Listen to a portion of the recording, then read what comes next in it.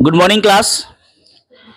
तो आज हम लोग बिजनेस चौपाल के लिए इकट्ठा हुए हैं और बिजनेस चौपाल में हम लोग बात करेंगे बिजनेस से रिलेटेड कुछ नए आइडियाज के बारे में, कुछ नए प्रोडक्ट के बारे में, कुछ नया इनोवेशन के बारे में। जैसा कि हम लोग जान रहे हैं कि आज का जो समय है कहीं ना कहीं टेक्नोलॉजी का समय है। आज हर क्षेत्र में एआई का इस्तेमाल हो रहा है, चाहे वो बिजनेस में हो, चाहे वो हेल्थ सेक्टर में हो या और भी डिफरेंट फील्ड में हो।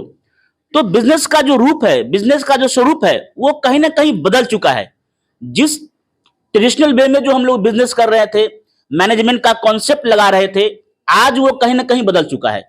तो बदलते समय में भी हम लोगों को अपने टेक्नोलॉजी को, अपने थॉट प्रोसेस को, अपने बिजनेस प्रोसेस को कहीं ना कहीं चेंज करने की आवश्यकता है। तो आज इस चौपाल में हम लोग यही बात करेंगे कि आखिर बिजनेस में क्या कुछ नया हो रहा है, कंपनी क्या कुछ नया चेंज कर रही है, कस्टमर को कैसे टारगेट कर रही है, कस्टमर का टेस्ट एंड प्रेफरेंसेज जो चेंज हो रहा है, उस बदलते टेस्ट एंड प्रेफरेंसेज में कस्टमर को कैसे कन्विंस किया जा रहा है, कैसे कंपटीशन मार्केट में बढ़ रहा है। तो इन सारी बातों के बारे में आज हम लोग चर्चा करेंगे। जैसे कि हम लोग सभी कोई जानते हैं कि एक जो प्रोजेक्ट होता है, एक टाइप से इसको प्रोजेक्ट हम लोग कह सकते हैं। जो प्रोजेक्ट को लीड करता है उस पर्सन को हम लोग प्रोजेक्ट मैनेजर कहते हैं।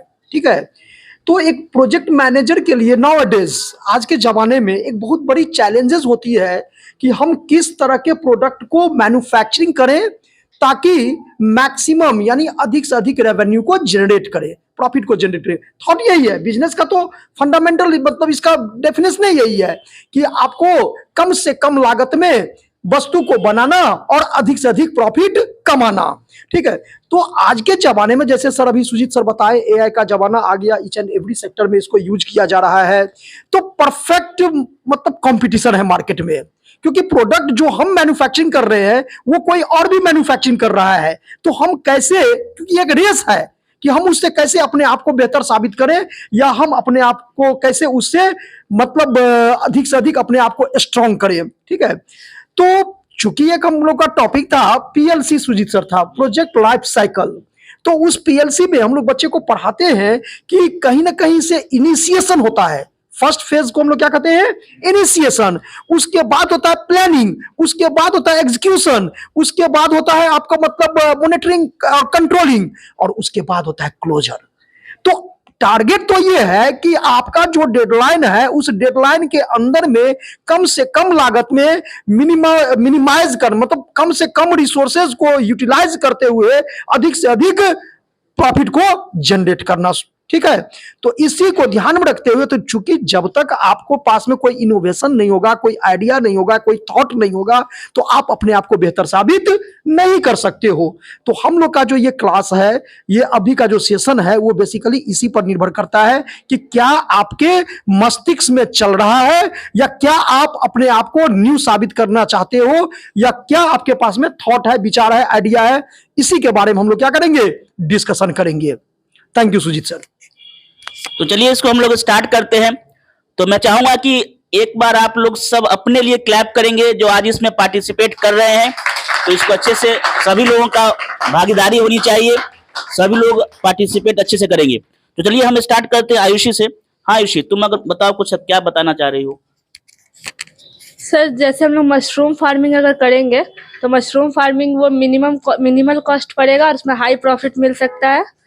और दूसरा हम लोग ड्रोन टेक्नोलॉजी लाएंगे फार्मिंग के लिए, क्योंकि ड्रोन टेक्नोलॉजी लाएंगे तो फार्मर्स जो क्रॉप को मॉनिटर कर सकते हैं, वो ये भी देख सकते हैं कि जो वो फर्टिलाइजर्स वगैरह स्प्रे करे वो अच्छे से सारे क्रॉप से स्प्रे हुआ है या नहीं हुआ है।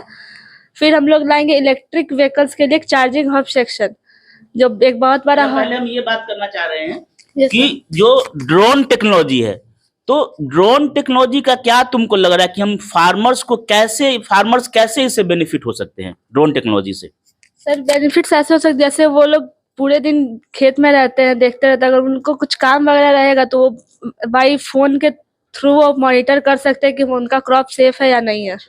मतलब जो अगर उनको अगर फसल कोई खेतों में लगा हुआ है तो अगर फसल को उनको देखना है कि फसल कोई बर्बाद ना कर ले, है ना सर, यही किया जा सकता है। नहीं, अपने टाइम को मतलब जैसे बेसिकली इसका कहने का ये है कि सेव टाइम, मतलब समय को बचत करते हुए वो उस दिशा में ना समय को देते हुए कहीं उतना ही समय में कहीं और भी काम को क्या करे वो, यानी समय का यूटिलाइजेशन, ये बेसिक यही चीज है, ठीक है ना, यही है ना।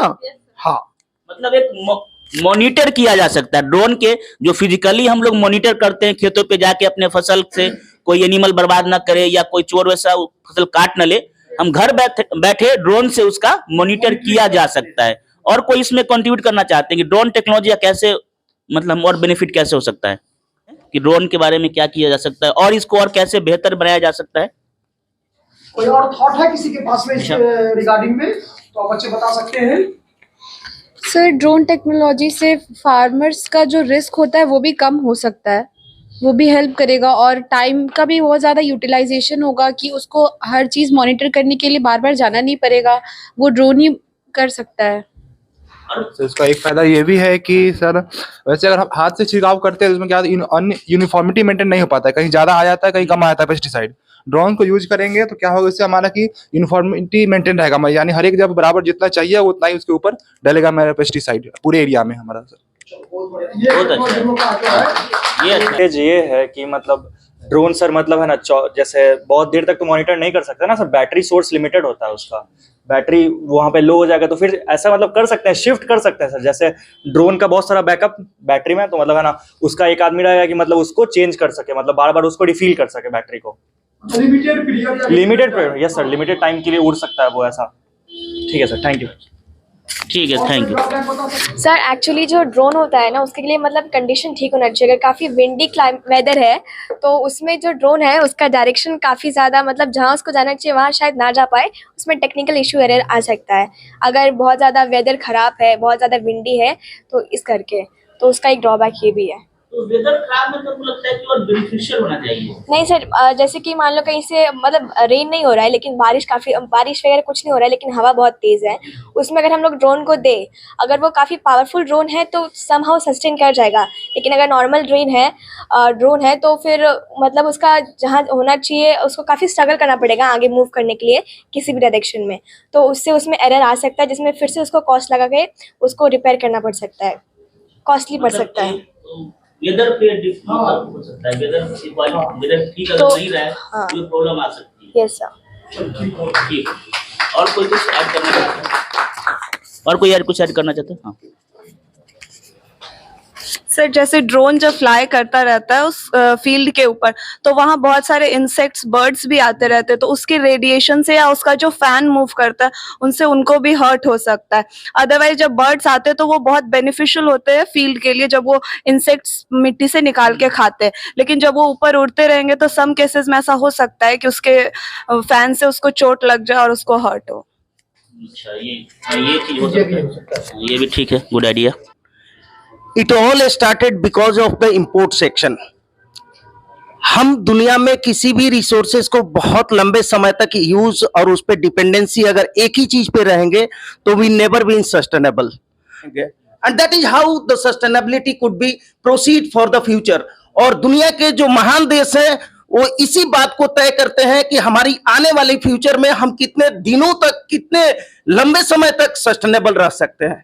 तो ये हमारा सस्टेनेबिलिटी का एक एग्जाम्पल था, एक बेहतर एग्जाम्पल जो कि हम लोगों ने देखा अभी इस चौपाल के माध्यम से हम लोगों ने डिस्कस किया, और उसमें सर लोगों का भी आप लोगों को डिस्कशन मिला। ये बहुत ही अच्छा एक प्लेटफॉर्म है जहां पे हम लोग अपार्ट फ्रॉम द अपने सब्जेक्ट मैटर से अलग हटके हम लोग कुछ डिस्कशन कर रहे हैं। Thank you so much. Thank you sir. तो ये इलेक्ट्रिक व्हीकल और इसका एडवांटेज क्या हो सकता है, या क्या? सर, पहले तो जो इलेक्ट्रिक व्हीकल्स है और सोलर पैनल्स है, तो जो इलेक्ट्रिक 4 व्हीलर व्हीकल्स बनाते हैं उसके रूफ पे हम लोग सोलर पैनल इंस्टॉल कर सकते हैं, जिसके वजह से जब धूप में गाड़ी रहेगी। क्या तुमको बिजनेस आइडिया लगता है कि बिजनेस हाँ, बिजनेस आइडिया इसमें ग्रो किया जा सकता है। वही मैं बता रही हूँ कि जो 4 व्हीलर का रूफ होता है उस पे सोलर पैनल इंस्टॉल कर सकते हैं और उसका फीचर्स ये रहेगा कि वो चार्ज होगा और अगर सनलाइट में हम चला रहे तो विदाउट चार्ज भी चलेगा और साथ में चार्ज भी होता जाएगा, ताकि नाइट में या फिर जिस दिन सनलाइट नहीं है उस दिन भी हम इसको यूज कर सकते हैं। आइडियाज यस सर, हम लोग एग्रीकल्चर में जैसे एक प्रॉब्लम है कि जो पेस्टिसाइड्स और फर्टिलाइजर्स हम लोग यूज करते हैं, जो पेस्टिसाइड और फर्टिलाइजर हम लोग यूज करते हैं वो प्लांट्स के लिए हार्मफुल हो सकता है, इवन ह्यूमन के लिए भी हार्मफुल है क्योंकि हम लोग वो कंज्यूम कर रहे हैं।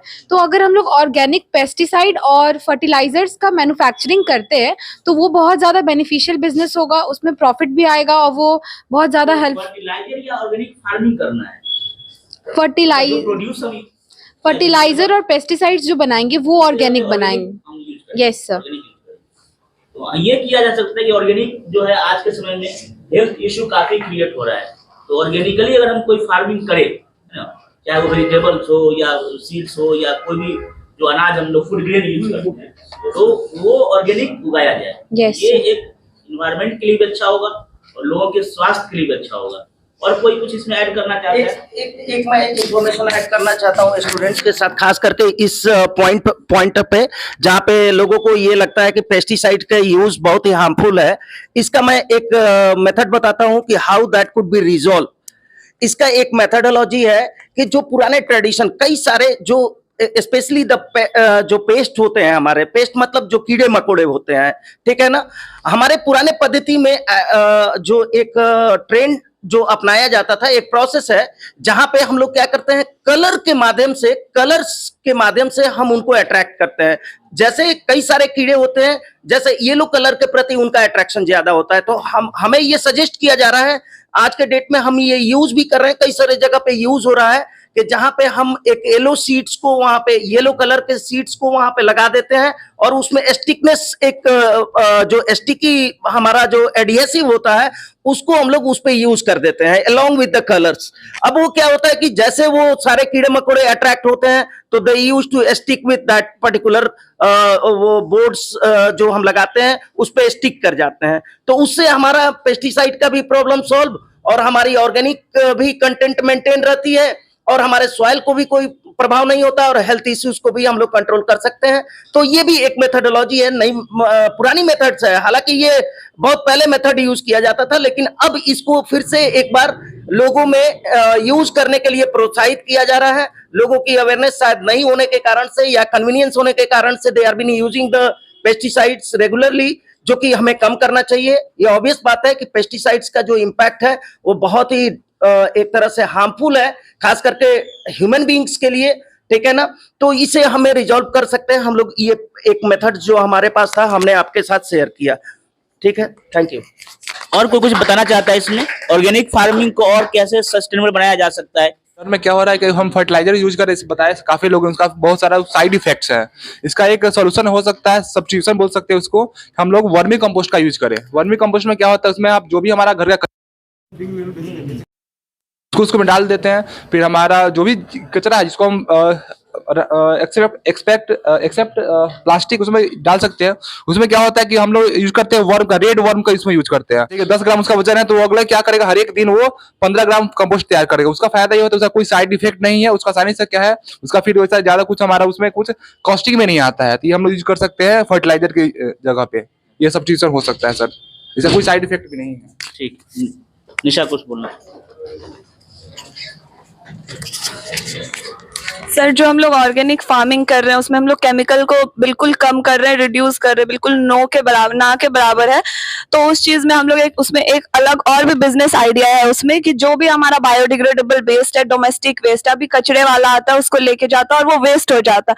तो जैसे नॉन बायोडिग्रेडेबल की कंपनीज है वो उस चीजों को फिर से रिप्रोड्यूस करती है, तो हम भी बायोडिग्रेडेबल वेस्ट को, हाँ, तो उस चीज की हम एक कंपनी बना सकते हैं। उसमें जो भी हमारा बायोडिग्रेडेबल वेस्ट, डोमेस्टिक वेस्ट आ रहे हैं, हम उसको कंपोस्ट में कन्वर्ट कर सकते हैं। जैसे उन्होंने बताया मेन्योर हो गया, कंपोस्ट हो गया, तो उस चीज से हम विदाउट बहुत ही कम इन्वेस्टमेंट से हम उसमें काफी सारे प्रॉफिट्स कमा सकते हैं। और ये सोसाइटी के लिए भी बहुत बेनिफिशियल होगा, क्योंकि आज जो केमिकल से इतने सारे डिजीज हो रहे हैं और डॉक्टर्स हर चीज मना कर दे रहे हैं कि आप ये सब्जी मत खाओ, वो सब्जी मत खाओ, तो वो कम होगा और सोसाइटी में ये बहुत ज्यादा बेनिफिशियल होगा। तो ये कर सकते हैं। एक बहुत क्लासिक एग्जाम्पल है इंडिया में, अगर हम लोग सिक्किम को लें, सिक्किम मैं गया था, 3-4 बार मैं जा चुका हूं, तो वो एक ऐसा राज्य है जो कंप्लीटली ऑर्गेनिक फार्मिंग होती है वहां पर, कंप्लीटली ऑर्गेनिक फार्मिंग। लेकिन ये बात भी सही है कि छोटा सा राज्य है, वहाँ पे पॉपुलेशन प्रेशर उतना नहीं है, नेचर उस तरीके का है, और सिस्टम वहाँ पे बनाया गया ओवर द इयर्स। अब ये हमारे लिए चैलेंज है कि क्या वो सप्लाई चेन मैकेनिज्म और वो पॉलिसी फ्रंट पे क्या हम लोग इस तरीके से बदलाव ला सकते हैं, क्या उस तरीके का एक लॉजिस्टिक्स को डेवलप किया जा सकता है। लेकिन इसमें इसका एक दूसरा एंगल भी है कि ऑर्गेनिक फार्मिंग, जिससे हम लोग सॉइल सैलिनेशन को बचा पाएंगे। सॉइल सैलिनेशन समझते हैं क्या है? हाँ, सॉइल सैलिनेशन का मतलब क्या हो गया? जमीन या जो सॉइल है उसको नमकीन होने से बचा, क्योंकि excessive use of fertilizers, chemical will lead to the soil becoming salinated, right? And this salination of the soil leads to the land becoming infertile, isn't it? या barren जमीन। तो उससे बचने के लिए एक ही उपाय है कि हम लोग ऑर्गेनिक फार्मिंग की ओर शिफ्ट करें। लेकिन ऑर्गेनिक फार्मिंग करना, उसको सस्टेन करना अपने आप में एक चैलेंज है, और ये थोड़ा कॉस्ट इफेक्टिव उतना नहीं है, उतना कॉस्ट इफेक्टिव नहीं है।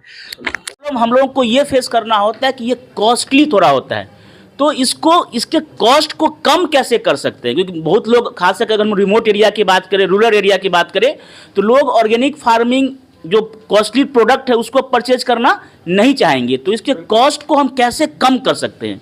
एनीवन? कॉस्ट इफेक्टिव हम कैसे, निशा तुम बताना चाहोगे?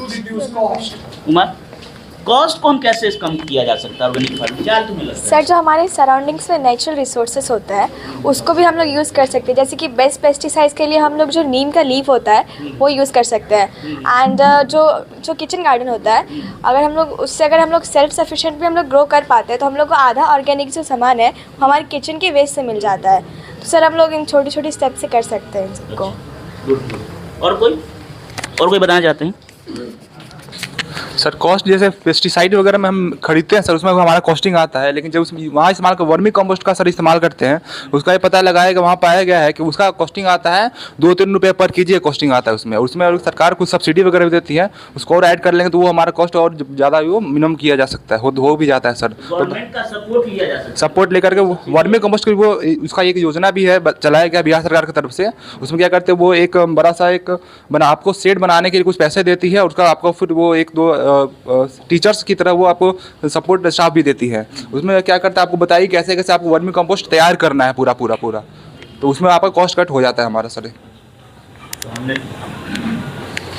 अच्छा, ऑर्गेनिक फार्मिंग में हम लोग आजकल देख रहे हैं, शहरों में तो कुछ लोग कर रहे हैं कि रूफ फार्मिंग सर करते हैं, रूफ फार्मिंग करते हैं।